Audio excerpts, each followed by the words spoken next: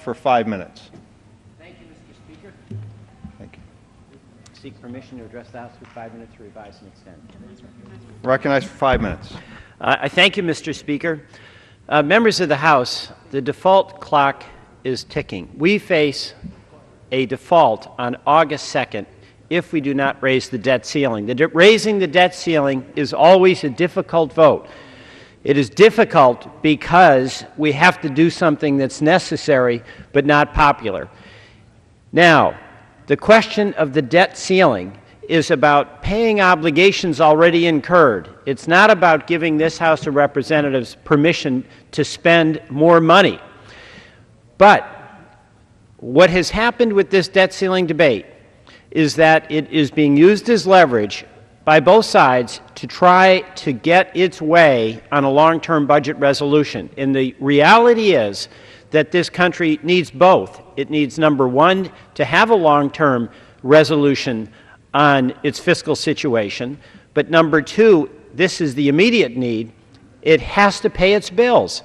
America is a great country. It has always paid its bills, and the debt ceiling is about that and nothing more. And incidentally, those bills are ones that have been incurred by Congresses that many of us were never part of, and it's not a question of whether it's a bill that you would have supported incurring the expense for.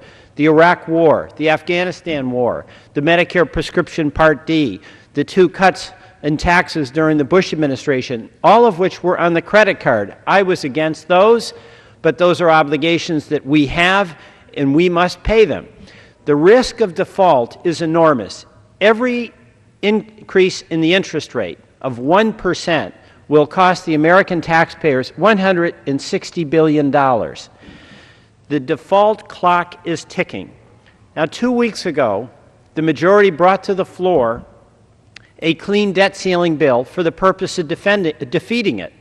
And immediately upon bringing this bill to the floor and defeating it with unanimous Republican opposition and many Democrats voting no, members went back to their offices and called Wall Street and said, just kidding, we will raise the debt ceiling, but we wanted to send a signal. We are playing with fiscal fire here. You know, it's fine to negotiate, but negotiations cannot lead to default.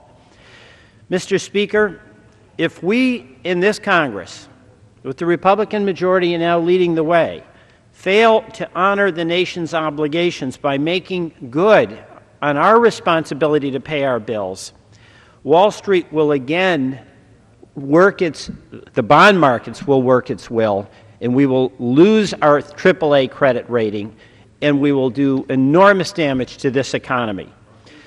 This is not about a Democrat or Republican speaking. Let me quote Chairman Bernanke and a few others who've commented on the urgency of paying our bills.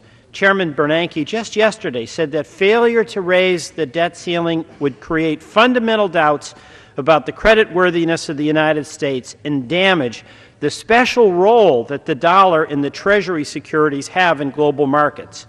Now, I understand the desire to use the debt limit deadline to force some necessary and difficult fiscal policy adjustments, Mr. Bernanke said, but the debt limit is the wrong tool for that important job.